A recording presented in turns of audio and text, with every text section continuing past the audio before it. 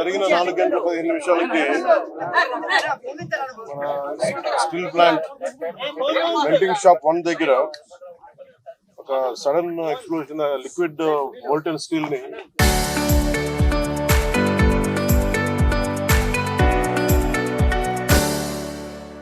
పట్టుకుని ఒక బకెట్ లాంటిది ఉంటుంది, దాని ల్యాడర్ అది బ్లాస్ట్ అయింది. బ్లాస్ట్ అవడంలో దాదాపు నిన్న మనందరికి తెలిసింది, దాదాపు 8 మంది చనిపోయారు, ఒక 6 మంది గాయపడ్డారు, తీవ్ర గాయాలైనాయి.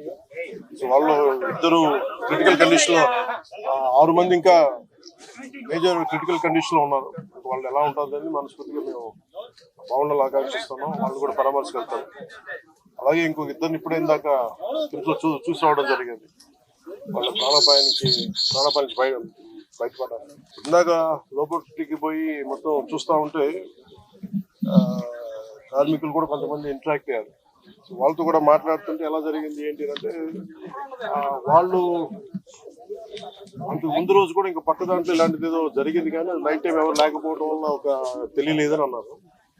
ఇది బేసిక్, ఇది ఎంత సేఫ్టీ ప్రోటోకాల్స్ ఎంత జరిగినాయి, ఎంత మెయింటైన్ చేశారు సేఫ్టీ ప్రోటోకాల్స్. అలాగే మేజర్ అది కనిపించేది upgradation of steel plant major గా చూస్తుంది. ఇప్పుడు దాకా నేను దారిలో నిన్న నుంచి అడుగుతా ఉన్నాను, అసలు ఇలాంటి సంఘటన ఎక్కడైనా జరిగిందా, ఇంతకుముందు జరిగిందా అంటే లాస్ట్ 33 years 36 years లో ఎక్కడ జరగలేదు ఇలాంటి ఇన్సిడెంట్ అని చెప్తా ఉన్నా. నాకు వచ్చిన ఇన్ఫర్మేషన్ ఇలాంటి పర్టికులర్ స్టీల్ ప్లాంట్ బిలాయ్ ఉంది, కానీ మిగతా అన్ని కొంచెం డిఫరెంట్ స్టీల్ ప్లాంట్స్, మెషినరీ కానీ వాటి అప్గ్రేడేషన్ కానీ కొంచెం డిఫరెంట్ గా ఉంటుంది. దీనికి లాగా ఉండదు, ఒక బిలాయి తప్ప మిగతాయి కొత్తగా ఉంటాయి. అదే ప్యారలల్ గా మిగతా చోట ఎక్కడ జరుగుతున్నాయి అని. చైనాలో కూడా జరిగింది, కానీ ఇంకొక ఫ్రాన్స్ లో కూడా జరిగింది, కానీ ఇలాంటి సంఘటన అయితే జరగలేదు. ఈ పర్టికులర్ ల్యాడల్, ఈ మోల్టెన్ లావాని క్యారీ చేసే బకెట్, ఏమైనా చేసే ల్యాడల్ ఉన్న బకెట్ ఇప్పుడు బ్లాస్ట్ అవడం చూడలేదు, ఇప్పుడు జరగలేదు అని చెప్తా ఉన్నారు. అక్కడ ఒక డిఫరెంట్ బ్లాస్ట్ జరిగింది, బట్ ఈ కైండ్ ఇప్పుడు జరగలేదు. అందుకని ఇప్పుడే బొకారో స్టీల్ ప్లాంట్ నుంచి నాకున్న ఇన్ఫర్మేషన్, ఒక 3 men కమిటీ ఒకటి వచ్చి ఫామ్ చేస్తే వాళ్ళు ప్రిలిమినరీ ఇన్వెస్టిగేషన్స్ వాళ్ళు వస్తారు.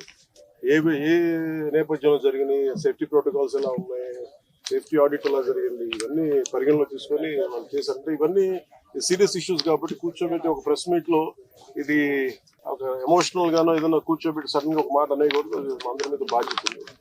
అందుకని ముందు ప్రభుత్వ పరంగా కానీ మొత్తం అసలు ఒక్కొక్క రెగ్యులర్ ఎంప్లాయీస్ ప్రాణాలు కోల్పోయిన అందరికీ కూడా 1,72,00,000 వారికి అందజేయడం జరుగుతూ ఉంది. అలాగే కాంట్రాక్ట్ ఎంప్లాయీస్ కి 45.75 లక్షలు, అలాగే వాళ్ళ ఎంటైటిల్డ్ టర్మినల్ బెనిఫిట్ తో పాటు మరణించిన వారి కుటుంబానికి 50 లక్షలు ఎక్స్గ్రేషియా, మరణించిన వారి కుటుంబ సభ్యులకు ఒక్కొక్కరికి ఉద్యోగం, సివియర్ గా ఇంజూర్ అయిన వారికి 10 లక్షలు, అలాగే ట్రీట్మెంట్ అయ్యే ఖర్చు మొత్తం రాష్ట్రీయ ఇస్పాట్ నిగమ్ లిమిటెడ్ వారు భరిస్తారు.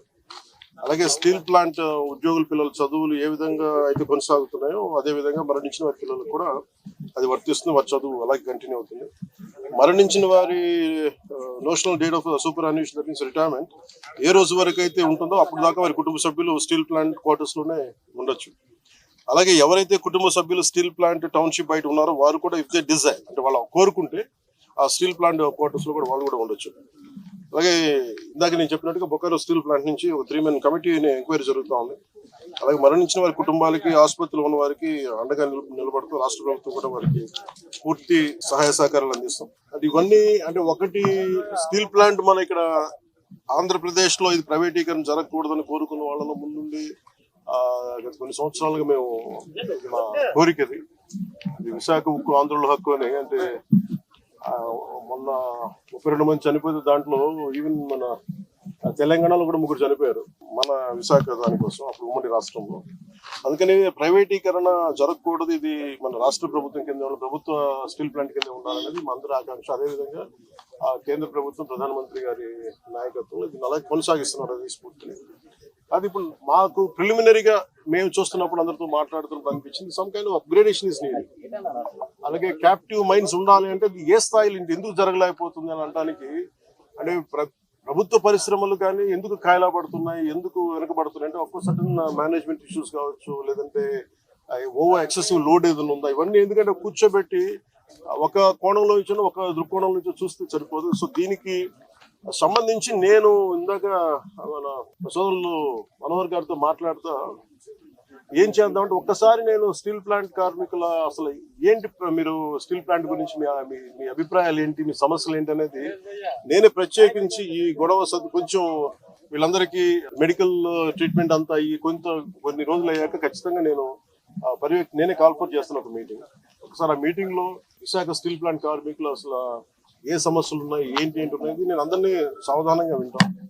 అది ఒక రౌండ్ టేబుల్ అంటామా, లేదంటే కూర్చోబెట్టేది వారి ఒక ఇంటరాక్షన్ కార్యక్రమం ఏ పేరు పెట్టినా కానీ దానికి నేను ఖచ్చితంగా నేను ఒకసారి ఆ మీటింగ్ నేనే ఆధ్వర్యం నేను ఆర్గనైజ్ చేసి ఒకసారి అందరికి వింటాను. ఈ లోపు మనందరం చేయగలిగేది పోయిన ప్రాణాలకి ఎంత విలువ ఇచ్చినా కానీ తిరిగి తీసుకురాలి. వారి కుటుంబ సభ్యులకి నా ప్రగాఢ సానుభూతిని తెలియజేస్తుంది. రాష్ట్ర ప్రభుత్వం ఎప్పుడు సహాయ సహకారాలు అందిస్తూ ఉంటారు. స్టీల్ ప్లాంట్ ఇలాంటి భవిష్యత్తులో ఇలాంటి పునరావృతం కాకుండా ఉండాలి అనేది ನಮ್ಮ అందరి ఆకాంక్ష. కాకపోతే ఇది మేము బలమైన పాలసీలు చేయగలం, కానీ నేను ముందు నుంచి పరవాడ కానీ వైజాగ్ చుట్టుపక్కల ప్రాంతాలు అనకాపల్లిలో కానీ ప్రతి 5-6 నెలలకి ఒక 8 నెలలకు ర్యాండమ్ గా ఒక సంవత్సరానికి 2 సార్లు ఏదో ఒక చోట ఒక ఇలాంటి సంఘటనలు జరుగుతూ ఉన్నాయి. ఇది కొంచెం అలామ్యంగా ఉంది నాకు. నేను ప్రత్యేకించి ఏం చెప్తున్నానంటే అసలు యాజమాన్యాలు సేఫ్టీ ఆడిట్ ఎంతవరకు చేస్తున్నాయి, అలాగే రాష్ట్ర ప్రభుత్వం నుంచి దీన్ని పర్యవేక్షణ చేయాల్సిన అధికార యంత్రాంగం ఎలా ఉంది. ఇండస్ట్రియల్ చీఫ్ ఇన్స్పెక్టర్ ఆయన ఏ స్థాయిలో ఉన్నారు, ఒకవేళ చిన్న లోపాలు ఏదైనా ఉంటే వాళ్ళకి కూర్చోబెట్టి పంపించారా, ఒకవేళ సపోజ్ ఏదైనా వైలేషన్స్ ఏమైనా ఉంటే వైలేషన్స్ ని మీరు రిపోర్ట్ చేశారా, లేదంటే వాళ్ళు దాని యాక్షన్ తీసుకోలేదు, ఇవన్నీ కూడా జరగాలి. అంటే నాకు ఇందాక చెప్పడం ఎంతవరకు వాస్తవాలు నాకు తెలియదు, జస్ట్ ఒక ఆన్ హ్యాండ్ ఇన్ఫర్మేషన్ చెప్తాము. ఇక్కడ వైలేషన్స్ ఉన్నాయి, మేము ఒక ఫ్యూ మంత్స్ బ్యాక్ చెప్పాం, 6 months బ్యాక్ కూడా తెలియజేసాం, ఎవరో రెస్పాండ్ అవ్వలేదు అంటే మాకు ఏమనిపించింది అంటే ఆన్ ఫేస్ వాల్యూ తీసుకోలేము ఇవన్నీ. సో అందుకనే దీనికి కీలకమైన కారణాలు ఏంటి, the exact causes and investigation, the detail enquiry has been initiated to ascertain the reasons and fix responsibility. అంటే ఎవరైతే నాకు ఆఫ్ హ్యాండ్ గా చెప్పారు ఇవన్నీ కూడా కమిటీకి నివేదిక ఇచ్చినప్పుడు ఖచ్చితంగా దాంట్లో పరిగణలోకి తీసుకుంటారు. ఎందుకంటే ఇది కూర్చోబెట్టి నేను ఇది పొలిటీషియన్స్ కానీ లేదంటే నాలాంటి అంటే దీనికి మేము పై స్థాయి నుంచి చూడగలం తప్ప దీన్ని లోతుపాతులు అర్థం చేసుకునే ఒక అధ్యయన బృందమే వాళ్ళ దీంట్లో ఎక్స్పర్టీస్ ఉన్న వాళ్ళే మాట్లాడాలి దీని గురించి. కాకపోతే నా ఇంటెన్షన్ ప్రతిసారి ఏంటంటే ప్రతిసారి ఇలాంటి దుర్ఘటన జరిగినప్పుడల్లా మనం బాధపడుతున్నాం, కానీ పునరావృతం కాకుండా ఏమేం చేయగలగాలి, ఎలాంటి చర్యలు తీసుకోవాలి, ఇది మటుకు ఇది నిరంతర పహారా. ఇది అంటే ఇది ఒకసారి నిర్లక్ష్యం కూడా కాకపోవచ్చు, ఒకసారి ఆ మెటల్స్ వాటి తీసుకునే వాటి ప్రభావం ఎలా ఉంటుంది, వాటి యాక్షన్ ఎలా ఉంటుంది, వాటి రియాక్షన్ ఎలా ఉంటుంది, always it is certain accident జరుగుతూ ఉంటే ఇట్ ఆల్వేస్ సర్ప్రైజెస్. ఎంతమంది మేధావులు కూర్చున్నా కానీ శాస్త్రవేత్తలు కూర్చున్నా కానీ వాళ్ళు ఎప్పుడు అర్థం చేసుకోవడానికి ఒక కొత్తది సంఘటన జరుగుతూ ఉంటుంది. ఆ కోణంలో కూడా చూడాలి. ముఖ్యంగా కెమికల్ ఇండస్ట్రీస్ కానీ పరవాడలో కానీ ఇవి ఒకటికి యాజమాన్యాలు 1-10 సార్లు చూసుకోవాలి. అందుకని ఇలాంటి పునరావృతం కాకుండా ఉండాలని మనస్ఫూర్తిగా మేము అందరం కోరుకున్నాం. మరోమారు నేను మీకు మాటిస్తున్నాను, స్టీల్ ప్లాంట్ కార్మికులందరితో కూడా నేను ప్రత్యేకించి కూర్చుంటాను. ఒక అవసరమైతే ఒకే రోజు అందరూ తీసుకోలేను కాబట్టి ఒక కనీసం అటెస్ట్ వచ్చి ఒక 4-5 గంటలు కూర్చుంటాను. ఇంక నీడెడ్ అవసరం అనుకుంటే ఇంకో రోజు కూడా దీన్ని ఎక్స్టెండ్ చేసుకుని నేను దీని మీద నేను మీ సమస్యను సంపూర్ణంగా అర్థం చేసుకోవడానికి దాని ముందుకు తీసుకెళ్ళాను. ముందు ఇదంతా అవనివ్వండి. అంటే ఇప్పుడు ఈ కమిటీ ఏం లేదంటే నాకు రేపేం చెప్పేసి ఎల్లుండి చెప్పేసి, కానీ నాకేంటంటే ఇప్పుడు కమిటీ వస్తుంది, బుకారం వస్తుంది. ఆ కమిటీ అంతా వచ్చిన తర్వాత ముందు దీని మీద ఒక సంపూర్ణమైన ఒక స్పష్టత వచ్చిన తర్వాత దాని తర్వాత తీసుకోవాలి.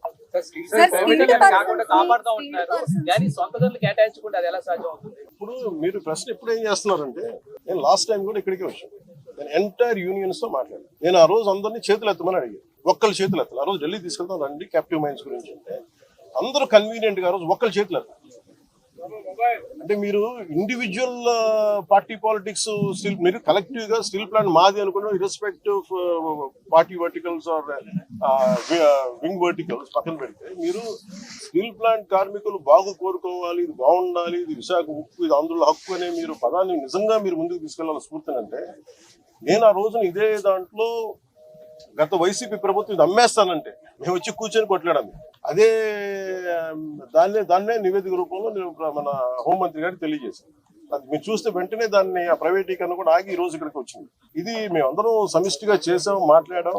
కాదు ఏమవుతుందంటే దీన్ని క్యాప్టివ్ మైండ్స్ అంటే మరి ఇంతకాలం ప్రాబ్లం ఏమవుతుందంటే సార్, మీరు మాట్లాడుతున్నప్పుడు నన్ను అడగగలరు. అంటే మీరు సమస్యలు మోసేవాడి మీద మీరు ఒక పంచింగ్ బ్యాగ్ లాగా అంటే మీరు అంటాను కానీ జనరల్ నేను జస్ట్ పర్సెప్షన్ చెప్తా ఉన్నా. ఎవరైతే బాధ్యతలు తీసుకుంటారో వాళ్ళ మీద ఎక్కువ ప్రశ్నలు వస్తాయి తప్ప అడగాల్సింది ఎవరు? ఒక 5 సంవత్సరాల నుంచి వాళ్ళు ఉన్నారు. దానికి ముందు కాంగ్రెస్ ప్రభుత్వం ఉంది, ఆల్మోస్ట్ క్లోజ్ టు 10 years. ఇది అప్పటి నుంచి చేయాల్సింది. ఇవన్నీ వారసత్వపు ఇష్యూస్ గా వచ్చినాయి, లెగసీ ఇష్యూస్ గా వచ్చేసినాయి. నాకేముంది, నేను ఏ సమస్యల నుంచి మేము పారిపోవడానికి లేదు. ఉన్నది వాస్తవాలు చెప్పి అర్థం చేసుకొని దానికి ఒక పరిష్కార మార్గం ఎతకడానికి మేము సంపూర్ణ సర్వ ప్రయత్నం చేస్తాం. మీరేదో అడుగుతున్నారు సార్. టెక్నికల్ గా ఉన్న వాళ్ళని తగ్గించేసి అడ్మినిస్ట్రేటర్స్ తో రన్ చేస్తున్నారు. పని ఒత్తిడి కూడా కార్మికులు, నిర్వహణ లోపం చాలా ఎక్కువగా ఉంది అనేది కూడా లోపల పనిచేసిన వాళ్ళు అంటున్నారు మేడం. ఇది మీరు అడిగిందే నాకు చెప్పారు. కాకపోతే ఇది ఏంటంటే ఇది మనం నేను దీనికి సంబంధించి అనుభవం ఉన్న వ్యక్తిని కాదు. కాకపోతే నేను ఏం చేయగలను, ఇప్పుడు మీరు అన్నది ఎంతవరకు అనేది నేను పబ్లిక్ తీసుకెళ్ళగలను. లేదంటే రేపు పొద్దున్న విచారణ ఈ కమిటీ ఏదైతే వస్తుందో వాళ్ళకి మేము చెప్పగలం. సో నేను అందుకని అంటాను, వన్స్ వీళ్ళందరూ ఆ కమిటీ తీసుకున్న తర్వాత ఒకసారి కార్మికులతో ఇంటరాక్ట్ అయ్యాలనుకోండి, ఏమైపోతుంది ఇప్పుడు మాట్లాడాలంటే అందరూ ఒకేసారి మీద పడిపోతే కాదు. చాలా ప్రశాంతంగా కూర్చొని చాలా నిబద్ధతతో చేయాల్సిన మీటింగ్. సో అది నిజంగా మీరు చెప్పింది కూడా పరిగణలో తీసుకొని వాటితో మాట్లాడుతుంది. స్టీల్ ప్లాంట్ చాలా వరకు దేశంలో చాలా స్టీల్ ప్లాంట్ ఉన్నాయి. ఎక్కడ లేనంతగా ఇక్కడ ఈ ప్రాంతంలో స్టీల్ ప్లాంట్ లో ప్రమాదాలు జరుగుతున్నాయని కార్మికులు చెప్తున్నాం. కార్మికులు కూడా ఆందోళన. నేను ఎలా చూడదు సార్, మీరు ఏమంటారు? నేను స్టీల్ ప్లాంట్ కార్మికులు, మీరు సంఘాలు ఉన్నాయి కదండి, సంఘాలు ఉన్నప్పుడు మీరు కూర్చోబెట్టి వీళ్ళు ఒక్కొక్క ప్రభుత్వం వచ్చినప్పుడు ఒకవేళ బిహేవ్ చేసే సంఘాలు.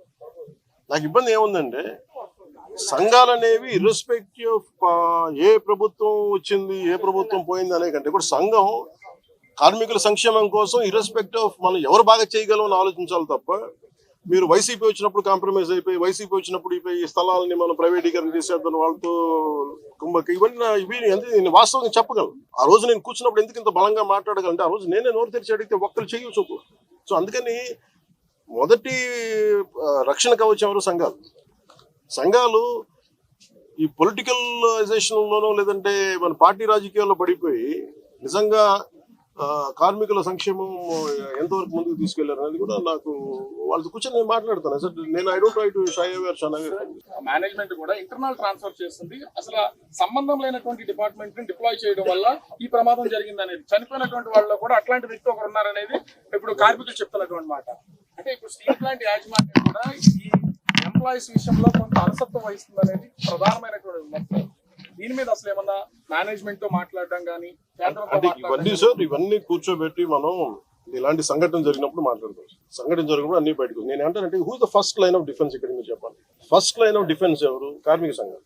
యూనియన్స్ వాళ్ళ పనులు సరిగ్గా చేస్తున్నాయనేది ఇవన్నీ వాళ్ళు మాట్లాడాల్సింది. వాళ్ళు ఆ రోజు నేను వచ్చి కూర్చున్నప్పుడు ఒక్కడు నేను ఇదే చెప్పాను, మాకు ఇన్ని సమస్యలు ఉన్నాయి. ఓకే, మన అందరం కింద పడతాము, మీద పడతాము, వెళ్తాము, 10 సార్లు ఒక నెగోసియేషన్ జరుగుతాయి. అసలు సమస్యని మీరు ఇవన్నీ చెప్పకుండా మీకు అన్యాయాలు జరిగిపోతున్నాయి, ఇవి జరిగిపోతున్నాయి అంటే నేను అనేది ఏంటంటే మీరు ఒక లాజికల్ గా ఒక రేషనల్ గా మాట్లాడకుండా పూర్తి ఎమోషన్ మీదను ఇలా కూర్చొని మాట్లాడితే కదా. కూర్చోబెట్టి మన లాగ్ బుక్స్ తీసుకోవాలి, ఏమేమి జరిగినాయి, నిజంగా మీరు చెప్పినట్టుగా అడ్మినిస్ట్రేటివ్ జాబ్ ని పెంచి స్కిల్డ్ లేబర్ ని లేకుండా చేస్తారు. ఇవన్నీ ఏంటంటే మనం ఆఫ్ ది హ్యాండ్ ఇలాగా మనం కూర్చొని ఇది మీడియా ట్రయల్ కాదు, లేదంటే సోషల్ మీడియా ట్రయల్ కాదు. It should be a very deep investigative approach with committee of experts has to have. దీనికి పొలిటికల్ వీల్ ఉన్నాం. దీనికంటే మేము పొలిటికల్ నేను ఈ రోజుకి చెప్తాను కదా, ఇండివిజువల్ గా మేము అసలు జనసేన పార్టీ ఈ రోజు మేము ప్రభుత్వంలో భాగస్వామ్యం అయినా కానీ మేము ఎక్కడ దీన్ని షన్ చేయట్లేదు. More than willing to understand. More than మేము పదే చెప్పాం కేంద్ర ప్రభుత్వానికి, ఏది అధికారంలో లేనప్పుడు చెప్పాం, మీరు దయచేసి దీన్ని ఇది ఒక హార్డ్ కోర్ మేము త్యాగాలతో వచ్చింది, మీరు దయచేసి దీన్ని చూడండి అంటే మేము దాన్ని స్ఫూర్తిని వాళ్ళు గౌరవించాం. ఈరోజు ఉంది అంటే ప్రైవేటీకరణ కాకుండా ఉండాలి. కాబట్టి దీన్ని కాపాడుకోవాల్సింది కూడా ఒక నిజంగా అన్డ్యూ డిమాండ్స్ ఏమైనా ఉన్నాయా, జెన్యున్ డిమాండ్స్ ఉన్నాయా, ఇవన్నీ కూడా చాలా నిబద్ధతతో కూర్చొని చేయాలి. చాలా కన్సల్టేషన్స్, చాలా డెలిబరేషన్ జరగాల్సింది. అందుకని నాకు స్టీల్ ప్లాంట్ చాలా అద్భుతంగా ఉండాలి, ఇలాంటి ప్రమాదాలు జరగకూడదు అనేది మా అందరి ఆకాంక్ష. Thank you.